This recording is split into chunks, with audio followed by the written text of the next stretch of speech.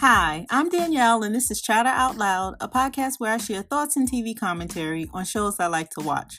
Now, before I start, I want to ask that you go ahead and like, follow, share, and subscribe. And on YouTube, where I upload my companion episode of my podcast, be sure to subscribe and hit the notification bell. This way you can get a notification every time I post a new episode and you won't miss out. It doesn't cost you anything to follow and subscribe, so go ahead, hit the bell, and thank you in advance. So welcome back. Thank you for joining me tonight. Your presence is very much appreciated. All right, you guys. I realized out of all the live feeds that I've done over the past week, I haven't done episode recaps. And tonight was a very good episode, right? We're going to talk about that in a minute. So I'm just going to briefly run through episode 6, 7, and then get to the good stuff, right?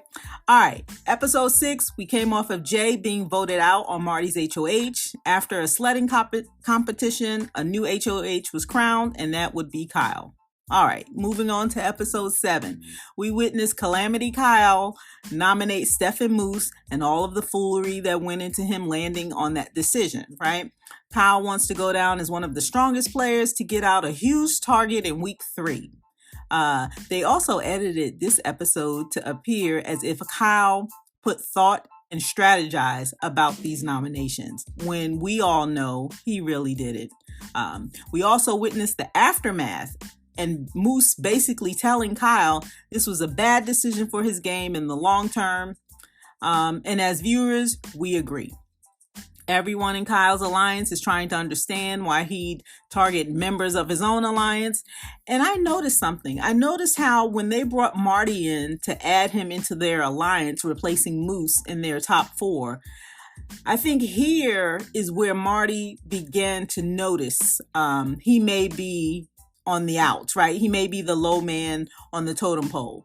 Herman asked Kyle, like when they were talking through who they were going to go after, Herman said, can we please try to target someone outside of our alliance? But remember, Marty wasn't in the second alliance or that third alliance. He was only in the one with the bros, and the bros were Gino, Kyle, Marty, and Moose. So the fact that Herman is saying, can we please try to target someone outside of our alliance?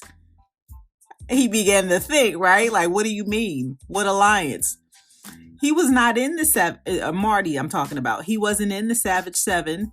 He wasn't in the retreat with Steph, right? And who did Kyle put up? He put up Steph, member of the retreat. He put up Moose, the member of the Savage 7. So when Herman said, can we try to target someone outside of our alliance? I think Marty really heard that and he started to pay attention. So it definitely gave Marty pause, right? This to me would explain why he's so worried and acting the way he is now, or in this episode 7. He doesn't really trust anyone. And it had to have brought light to him in terms of how much he didn't know what was happening, right? Because he kept saying, my top 2, my ride or die, Kyle and Gino. And here, he didn't know what was going on.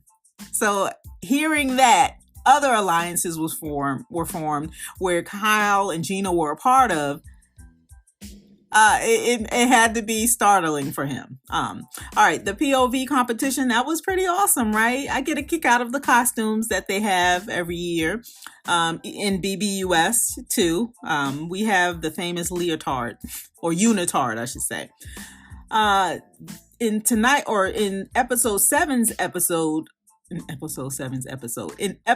7, they were dressed like bumblebees as part of the Power of Veto competition. And what's even more hilarious is that after Moose won, he got so excited and began to say, yeah, baby, bring it on. He was beating his chest, just talking smack. And you really couldn't take him seriously in that costume. I mean, it was all fluffy, not fluffy, but like big and round. I mean, he looked like a bumblebee, and he was trying to be so like, yeah. And it's like, look at you, you're in this costume. We can't take you seriously in that costume. I just thought that was funny. But the POV competition was a puzzle challenge for the first part, and then they had to move into finding the balls in the planner. That was the second part, and then they had to use the balls to balance on that beam to roll the balls into what is it, tees, like T or spots on the platform. The first one to roll all of their balls in place on that platform would win.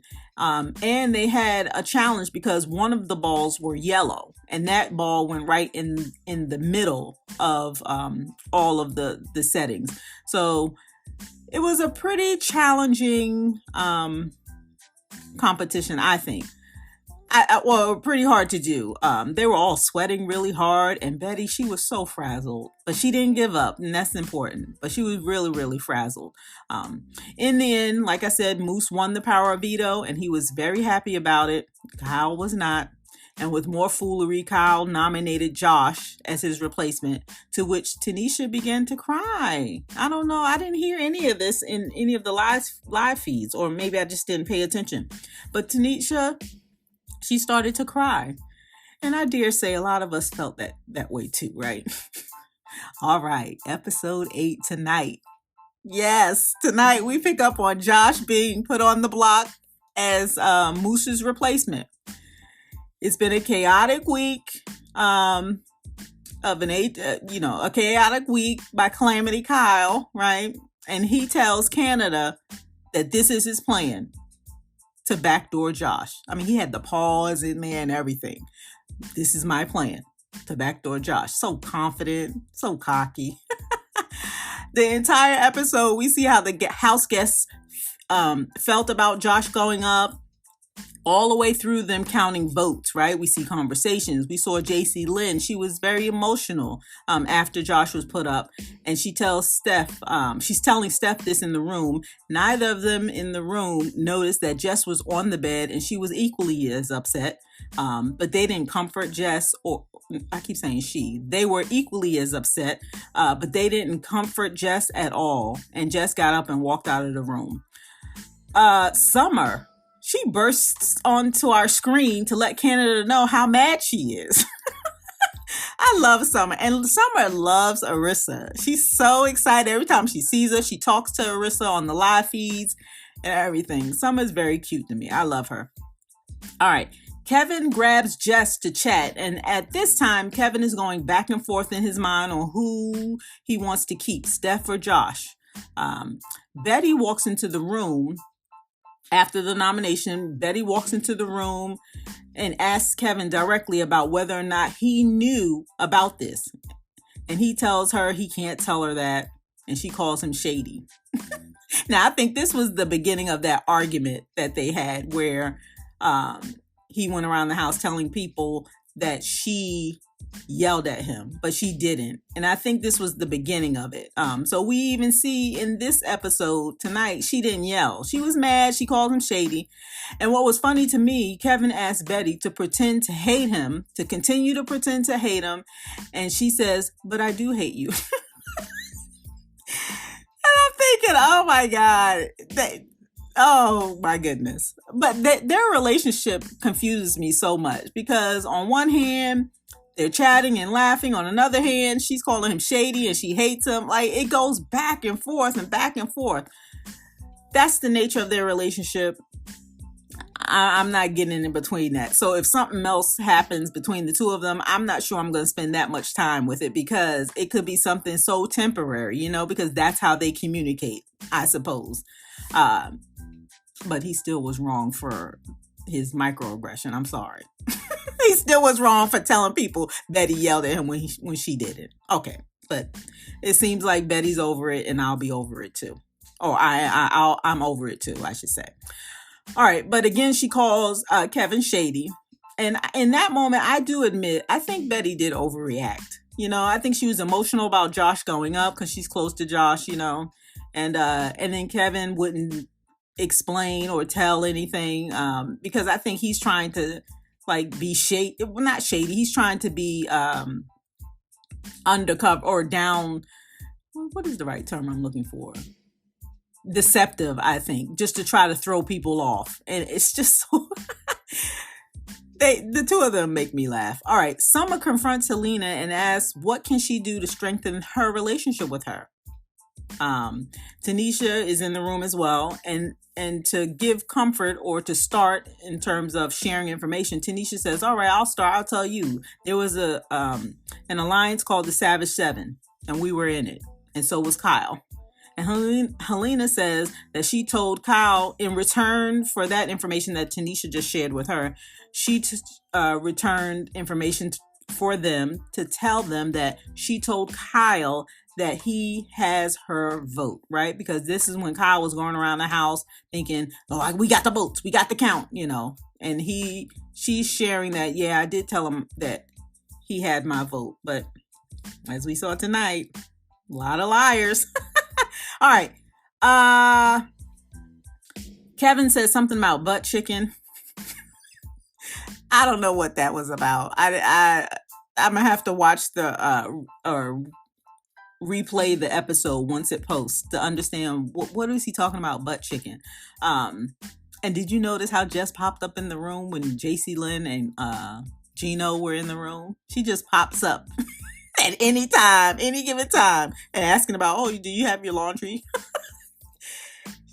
Just makes me laugh. I keep saying she. I apologize. It's they. All right. What else do I want to say? We witnessed Marty confess to getting Josh on the block. But on the other, he says he confesses to Josh that he is the one that got him on the block. We know that. And then he says, but I trust you. I talked about that in the live feeds. Yeah, that was funny. Kyle tells Marty about the village voice. We witnessed that. And I talked about this in the live feeds as well. Okay, yeah. The village voice, they're the voice of the Big Brother house is the village, and they're the voice of the village. So Kyle was really into naming this top 4 alliance, which shows you how he just doesn't have a clue. Marty tells Kevin he wants to flip the house. Yeah, that was interesting. Kevin egged on Marty by making the stupid old man comment. Remember? He says they think that you're a stupid old man. Then he made the comment about the 23-year-old kid playing them. Then he made the comment about Kyle telling him that Marty came up with that 3-person alliance. And Marty is like, no, I didn't. So Kevin was very well, he was very calculated in giving Marty this information, and that could have flipped him, right? That was very good, Kevin. Kevin is playing exactly like he said he was going to play in his interview tapes. Go back and watch it. He's playing exactly like that. I thought he would be obnoxious, and sometimes he is, but I thought someone that want to come in being the villain and doing lying and doing it, he's doing exactly what he said he was going to do. He's playing the game, right? All right, let's get to the vote. But first, can I say, Stephanie looked really good. I liked her dress. I liked her hair, her shade of lipstick. I thought it all came together really nicely. And I also thought she's going to look very nice when she's walking out the door. But no, she had a very, very, I really liked her look tonight. All right, so the vote was 9-2. Stephanie was voted out. The only people that voted for or voted Josh out were JC Lynn and Gino. Right? Even Marty didn't even vote for Josh to go out. It was a blindside for sure. And the way that Arissa teased them by saying, Josh, you're safe. I said, look at Arissa. Oh, that was great. Kyle started smiling. It was an awkward smile, right? Because he realized, oh man, I just got. I don't even know if he even realized that, Gino, he looked calm and cool and collected, but there was a slight facial expression when his eyebrows kind of crouched up a little bit. It was a slight little move there where he looked worried. But yeah, JC Lynn, her mouth was wide open. She didn't know what was happening. And in my mind, I'm thinking, Josh only got 2 votes to evict him. And I wonder what they're thinking. Like, who are the 2 votes? So Kyle is like, did JC Lynn and Gino do it? Did Marty vote? Did Herman vote? Like, if he would have gotten the 6-5 vote, that would have been a little better in terms of him accepting it, right? Because he could say, oh, one person flipped. But it was a 9-2. So clearly it's like, oh man, I'm really on an island now. I only had 2 people that voted with me or for me, you know? So, oh my God, it was great. All right, the HOH competition was Shopper Showcase. They're given items with a price, and they have to step up if they think the price is higher, or step down if they think the price is lower. And did anyone see Kevin dancing? Like, he was so pumped and hyped up. I guess he was so excited, like, ooh, we flipped the house. He was just dancing and putting his hands all over his head. I'm like, Kevin, stop moving. He was excited, and I was excited too. It was great. I love this episode tonight. It was really good. Herman was eliminated on the first question. Now, did he do that on purpose? I'm kind of saying yes. I don't believe that he got that question wrong accidentally. I think that was intentional. Herman. And it was something like the teddy bear is more or higher or lower than $100. The teddy bear. And he went higher. A teddy bear that little is $100? Come on, Herman. I mean, you could at least got out on a question that was believable, you know? But $100? No. Then he's trying to act all shocked. Nobody believes you, Herman. We know you threw it. Gino was focused, wasn't he? He didn't smile. His face was just like, huh. Yeah, so he was just ready to play. And he wasn't letting anything distract him. He was looking down at the ground. He was listening to the question. He was so focused. Betty, she got me all nervous. The way she was just dancing. Well, not dancing, but she was so excited. Every question she got correct and kept going further and further in the competition. She was biting her nails. She's like, oh my God. She was so excited. But I'm like, Betty, calm down. Anyway, Gino won in a tiebreaker question. And the question had to do with from start to finish in that Surf's Up HOH. Tell me what was the time in seconds? And now I remember that competition was like an hour and a half. I think they gave one shot right before Steph fell off. It was 1 hour and 28 minutes. So I rounded it up to an hour and a half, right? So they had to convert that into seconds, and Gino was the closest. So he's the new HOH. So we got our blindside, and it was great. Steph had her mouth wide open with her pretty lipstick. When she was talking to Arissa, I found it interesting. She said, I had the votes. So what? It's like, no, sweetie, you didn't have the votes. But it was such a blindside. People don't even know what to say. They didn't have time to process it. You didn't have the votes, Steph. That sounded so silly. You may have thought you had the votes, but clearly you didn't. So what are you talking about? Oh my God. And out of everyone on the other side of the house, right? Which is pretty much everyone except Kyle, Gino, and JC Lynn, it looks like, right? But out of all those people on the other side of the house, not one of them could win the HOH. I'm like, what is happening?